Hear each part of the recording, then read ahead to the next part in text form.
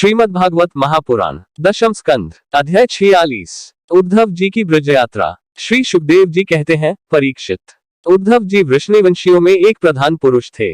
वे साक्षात बृहस्पति जी के शिष्य और परम बुद्धिमान थे। उनकी महिमा के संबंध में इससे पढ़कर और कौन सी बात कही जा सकती है कि वे भगवान श्री कृष्ण के प्यारे सखा तथा मंत्री भी थे। एक दिन शरणागतों के सारे डैक हर लेने वाले भगवान श्री कृष्ण ने अपने प्रिय भक्त और एकांत प्रेमी उद्धव जी का हाथ अपने हाथ में लेकर कहा, सौम्य स्वभाव उद्धव, तुम व्रज में जाओ, वहां मेरे पिता माता नंद बाबा और यशोदा मैया हैं, उन्हें आनंदित करो। और गोपियां मेरे विरह की व्याधि से बहुत ही दुखी हो रही हैं, उन्हें मेरे संदेश सुनाकर उस वेदना से मुक्त करो।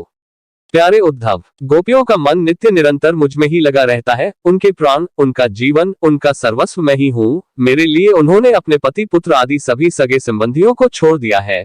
उन्होंने बुद्धि से भी मुझी को अपना प्यारा, अपना प्रियतम नहीं अपनी आत्मा मान रखा है। मेरा यह व्रत है कि जो लोग मेरे लिए लौकिक और पारलौकिक धर्मों को छोड़ देते हैं, उनका भरण पोषण मैं स्वयं करता हूँ। प्रिय उद्धव, मैं उन गोपियों का परम प्रियतम हूँ। मेरे यहाँ चले आने से वे मुझे दूरस्थ मानती हैं और मेरा स्मरण करके अत्यंत मोहित हो रही हैं, बार बार मूर्छित हो जाती हैं। वे मेरे विरह की व्यथा से विह्वल हो रही हैं, प्रतिक्षण मेरे लिए उत्कंठित रहती है। मेरी गोपियां, मेरी प्रेयसियां इस समय बड़े ही कष्ट और यत्न से अपने प्राणों को किसी प्रकार रख रही हैं। मैंने उनसे कहा था कि मैं आऊंगा, वही उनके जीवन का आधार है। उद्धव, और तो क्या कहूं, मैं ही उनकी आत्मा हूँ। वे नित्य निरंतर मुझ में ही तन्मय रहती है। परीक्षित, जब भगवान श्री कृष्ण ने यह बात कही, तब उद्धव जी बड़े आदर से अपने स्वामी का संदेश लेकर रथ पर सवार हुए और नंदगांव के लिए चल पड़े। परम सुंदर उद्धव जी सूर्यास्त के समय नंद बाबा के व्रज में पहुंचे। उस समय जंगल से गौएं लौट रही थी। उनके खुरों के आघात से इतनी धूल उड़ रही थी कि उनका रथ ढक गया था। व्रजभूमि में ऋतुमती गौओं के लिए मतवाले सांड आपस में लड़ रहे थे। उनकी गर्जना से सारा व्रज गूंज रहा था। थोड़े दिनों की ब्याई हुई गौएं अपने थनों के भारी भार से दबी होने पर भी अपने अपने बछड़ों की ओर दौड़ रही थी। सफेद रंग के बछड़े इधर उधर उछल कूद मचाते हुए बहुत ही भले मालूम होते थे। गाय दोहने की घर घर ध्वनि से और बांसुरियों की मधुर टेर से अब भी व्रज की अपूर्व शोभा हो रही थी। गोपी और गोप सुंदर सुंदर वस्त्र तथा गहनों से सज धजकर श्री कृष्ण तथा बलराम जी के मंगलमय चरित्रों का गान कर रहे थे और इस प्रकार व्रज की शोभा और भी बढ़ गई थी। गोपों के घरों में अग्नि, सूर्य, अतिथि, गौ, ब्राह्मण और देवता पितरों की पूजा की हुई थी। धूप की सुगंध चारों ओर फैल रही थी और दीपक जगमगा रहे थे। उन घरों को पुष्पों से सजाया गया था। ऐसे मनोहर गृहों से सारा व्रज और भी मनोरम हो रहा था। चारों ओर वन पंक्तियां फूलों से लद रही थी। पक्षी चहक रहे थे और भौरे गुंजार कर रहे थे। वहां जल और स्थल दोनों ही कमलों के वन से शोभायमान थे और हंस, बत्तख आदि पक्षी वन में विहार कर रहे थे। जब भगवान श्री कृष्ण के प्यारे अनुचर उद्धव जी व्रज में आए, तब उनसे मिलकर नंद बाबा बहुत ही प्रसन्न हुए। उन्होंने उद्धव जी को गले लगाकर उनका वैसे ही सम्मान किया मानो स्वयं भगवान श्री कृष्ण आ गए हों। समय पर उत्तम अन्न का भोजन कराया और जब वे आराम से पलंग पर बैठ गए, सेवकों ने पांव दबाकर पंखा झलकर उनकी थकावट दूर कर दी। तब नंद बाबा ने पूछा, परम भाग्यवान उद्धव जी, अब हमारे सखा वसुदेव जी जेल से छूट गए। उनके आत्मीय स्वजन तथा पुत्र आदि उनके साथ हैं। इस समय वे सब कुशल से तो है ना? यह बड़े सौभाग्य की बात है कि अपने पापों के फलस्वरूप पापी कंस अपने अनुयायियों के साथ मारा गया, क्योंकि स्वभाव से ही धार्मिक परम साधु यदुवंशियों से वह सदा द्वेष करता था। अच्छा उद्धव जी, श्री कृष्ण कभी हम लोगों की भी याद करते हैं। यह उनकी माँ है, स्वजन संबंधी है, सखा है, गोप है। उन्हीं को अपना स्वामी और सर्वस्व मानने वाला यह व्रज है। उन्हीं की गौएं, वृंदावन और यह गिरिराज है। क्या वे कभी इनका स्मरण करते हैं? आप यह तो बतलाइए कि हमारे गोविंद अपने सुहृद बांधवों को देखने के लिए एक बार भी यहाँ आएंगे क्या? यदि वे यहाँ आ जाते तो हम उनकी वह सुघड़ नासिका, उनका मधुर हास्य और मनोहर चितवन से युक्त मुखकमल देख तो लेते। उद्धव जी, श्री कृष्ण का हृदय उदार है, उनकी शक्ति अनंत है। उन्होंने दावानल से, आंधी पानी से, वृषासुर और अजगर आदि अनेकों मृत्यु के निमित्तों से, जिन्हें टालने का कोई उपाय न था, एक बार नहीं अनेक बार हमारी रक्षा की है। उद्धव जी, हम श्री कृष्ण के विचित्र चरित्र, उनकी विलासपूर्ण तिरछी चितवन, उन्मुक्त हास्य, मधुर भाषण आदि का स्मरण करते रहते हैं और उसमें इतने तन्मय रहते हैं कि अब हमसे कोई कामकाज नहीं हो पाता। जब हम देखते हैं कि यह वही नदी है जिसमें श्री कृष्ण जलक्रीड़ा करते थे, यह वही गिरिराज है जिसे उन्होंने एक हाथ पर उठा लिया था, ये वही वन के प्रदेश हैं जहां श्री कृष्ण गौएं चराते हुए बांसुरी बजाते थे, और ये वही स्थान है जहां वे अपने सखाओं के साथ अनेकों प्रकार के खेल खेलते थे। और साथ ही यह भी देखते हैं कि वहां उनके चरण चिन्ह अभी मिटे नहीं है। तब उन्हें देखकर हमारा मन श्री कृष्णमय हो जाता है। इसमें संदेह नहीं कि मैं श्री कृष्ण और बलराम को देवशिरोमणि मानता हूँ और यह भी मानता हूँ कि वे देवताओं का कोई बहुत बड़ा प्रयोजन सिद्ध करने के लिए यहाँ आए हुए हैं। स्वयं भगवान गर्गाचार्य जी ने मुझसे ऐसा ही कहा था।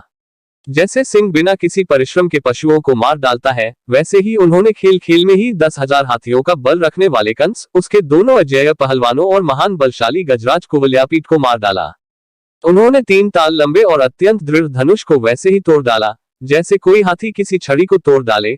हमारे प्यारे श्री कृष्ण ने एक हाथ से 7 दिनों तक गिरिराज को उठाए रखा था। यही सब के देखते देखते खेल खेल में उन्होंने प्रलंब, धेनुक, अरिष्ट, तृणावर्त और बंक आदि उन बड़े बड़े दैत्यों को मार डाला जिन्होंने समस्त देवता और असुरों पर विजय प्राप्त कर ली थी।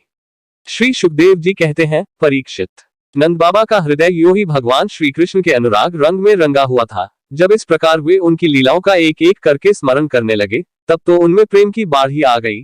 वे विह्वल हो गए और मिलने की अत्यंत उत्कंठा होने के कारण उनका गला रूंध गया। वे चुप हो गए। यशोदा रानी भी वहीं बैठकर नंद बाबा की बातें सुन रही थी। श्री कृष्ण की एक एक लीला सुनकर उनके नेत्रों से आंसू बहने जाते थे और पुत्र स्नेह की बाढ़ से उनके स्तनों से दूध की धारा बहती जा रही थी। उद्धव जी नंद बाबा और यशोदा रानी के हृदय में श्री कृष्ण के प्रति कैसा अगाध अनुराग है, यह देखकर आनंदमग्न हो गए और उनसे कहने लगे। उद्धव जी ने कहा, हे मांद, इसमें संदेह नहीं कि आप दोनों समस्त शरीरधारियों में अत्यंत भाग्यवान हैं, सराहना करने योग्य हैं, क्योंकि जो सारे चराचर जगत के बनाने वाले और उसे ज्ञान देने वाले नारायण हैं, उनके प्रति आपके हृदय में ऐसा वात्सल्य स्नेह पुत्र भाव है। बलराम और श्री कृष्ण पुराण पुरुष हैं, वे सारे संसार के उपादान कारण और निमित्त कारण भी हैं। भगवान श्री कृष्ण पुरुष है तो बलराम जी प्रधान प्रकृति, ये ही दोनों समस्त शरीर में प्रविष्ट होकर उन्हें जीवन दान देते हैं और उनमें उनसे अत्यंत विलक्षण जो ज्ञान स्वरूप जीव है उसका नियमन करते हैं। जो जीव मृत्यु के समय अपने शुद्ध मन को एक क्षण के लिए भी उनमें लगा देता है, वह समस्त कर्म वासनाओं को धो बहाता है और शीघ्र ही सूर्य के समान तेजस्वी तथा ब्रह्म होकर परमगति को प्राप्त होता है। वे भगवान ही जो सबके आत्मा और परम कारण है, भक्तों की अभिलाषा पूर्ण करने और पृथ्वी का भार उतारने के लिए मनुष्य का सा शरीर ग्रहण करके प्रकट हुए हैं। उनके प्रति आप दोनों का ऐसा सुदृढ़ वात्सल्य भाव है। फिर महात्माओं, आप दोनों के लिए अब कौन सा शुभ कर्म करना शेष रह जाता है। भक्तवत्सल यदुवंश शिरोमणि भगवान श्री कृष्ण थोड़े ही दिनों में व्रज में आएंगे और आप दोनों को अपने माँ बाप को आनंदित करेंगे। जिस समय उन्होंने समस्त यदुवंशियों के द्रोही कंस को रंगभूमि में मार डाला और आपके पास आकर कहा कि मैं व्रज में आऊंगा, उस कथन को वे सत्य करेंगे। नंद बाबा और माता यशोदान जी, आप दोनों परम भाग्यशाली हैं। खेद न करें, आप श्री कृष्ण को अपने पास ही देखेंगे, क्योंकि जैसे काष्ठ में अग्नि सदा ही व्यापक रूप से रहती है, वैसे ही वे समस्त प्राणियों के हृदय में सर्वदा विराजमान रहते हैं। एक शरीर के प्रति अभिमान न होने के कारण न तो कोई उनका प्रिय है और न तो अप्रिय, वे सब में और सबके प्रति समान है। इसलिए उनकी दृष्टि में न तो कोई उत्तम है और न तो अधम। यहाँ तक कि विषमता का भाव रखने वाला भी उनके लिए विषम नहीं है। न तो उनकी कोई माता है और न पिता, न पत्नी है और न तो पुत्र आदि, न अपना है और न तो पराया, न देह है और न तो जन्म ही। इस लोक में उनका कोई कर्म नहीं है, फिर भी वे साधुओं के परित्राण के लिए, लीला करने के लिए दयादि सात्विक, मत्स्यादि तामस एवं मनुष्य आदि मिश्र योनियों में शरीर धारण करते हैं। भगवान अजन्मा है, उसमें प्राकृत सत्व रज आदि में से एक भी गुण नहीं है। इस प्रकार इन गुणों से अतीत होने पर भी लीला के लिए खेल खेल में वे सत्व, रज और तम इन तीनों गुणों को स्वीकार कर लेते हैं और उनके द्वारा जगत की रचना, पालन और संहार करते हैं। जब बच्चे घुमरी परेता खेलने लगते हैं या मनुष्य वेग से चक्कर लगाने लगते हैं, तब उन्हें सारी पृथ्वी घूमती हुई जान पड़ती है। वैसे ही वास्तव में सब कुछ करने वाला चित ही है, परंतु उस चित में अनबुद्धि हो जाने के कारण, भ्रमवश उसे आत्मा अपना मैं समझ लेने के कारण जीव अपने को कर्ता समझने लगता है। भगवान श्री कृष्ण केवल आप दोनों के ही पुत्र नहीं हैं, वे समस्त प्राणियों के आत्मा, पुत्र, पिता, माता और स्वामी भी हैं। बाबा, जो कुछ देखा या सुना जाता है वह चाहे भूत से संबंध रखता हो, वर्तमान से अथवा भविष्य से, स्थावर हो या जंगम हो, महान हो अथवा अल्प हो, ऐसी कोई वस्तु ही नहीं है जो भगवान श्री कृष्ण से पृथक हो। बाबा, श्री कृष्ण के अतिरिक्त ऐसी कोई वस्तु नहीं है जिसे वस्तु कह सके। वास्तव में सब वे ही हैं, वे ही परमात्म सत्य हैं। परीक्षित, भगवान श्री कृष्ण के सखा उद्धव और नंद बाबा इसी प्रकार आपस में बात करते रहे और वह रात बीत गई। कुछ रात शेष रहने पर गोपियां उठी। दीपक जलाकर उन्होंने घर की देहलियों पर वास्तुदेव का पूजन किया, अपने घरों को झाड़ बुहार कर साफ किया और फिर दही मथने लगी। गोपियों की कलाइयों में कंगन शोभायमान हो रहे थे। रस्सी खींचते समय वे बहुत भली मालूम हो रही थी। उनके नितंब स्तन और गले के हार हिल रहे थे। कानों के कुंडल हिल हिलकर उनके कुमकुम मंडित कपोलों की लालिमा बढ़ा रहे थे। उनके आभूषणों की मणियां दीपक की ज्योति से और भी जगमगा रही थी और इस प्रकार वे अत्यंत शोभा से संपन्न होकर दही मथ रही थी। स समय गोपियां कमल नयन भगवान श्री कृष्ण के मंगलमय चरित्रों का गान कर रही थी। उनका वह संगीत दही मथने की ध्वनि से मिलकर और भी अद्भुत हो गया तथा स्वर्गलोक तक जा पहुंचा, जिसकी स्वर लहरी सब ओर फैलकर दिशाओं का अमंगल मिटा देती है। जब भगवान भुवन भास्कर का उदय हुआ, तब व्रजांगनाओं ने देखा कि नंद बाबा के दरवाजे पर एक सोने का रथ खड़ा है। वे एक दूसरे से पूछने लगी, यह किसका रथ है? किसी गोपी ने कहा, कंस का प्रयोजन सिद्ध करने वाला अक्रूर ही तो कहीं फिर नहीं आ गया है, जो कमलनयन प्यारे श्याम सुंदर को यहाँ से मथुरा ले गया था। किसी दूसरी गोपी ने कहा, क्या अब वह हमें ले जाकर अपने मरे हुए स्वामी कंस का पिंडदान करेगा? अब यहाँ उसके आने का क्या प्रयोजन हो सकता है? व्रजवासिनी स्त्रियां इसी प्रकार आपस में बातचीत कर रही थी कि उसी समय नित्यकर्म से निवृत्त होकर उद्धव जी आ पहुंचे।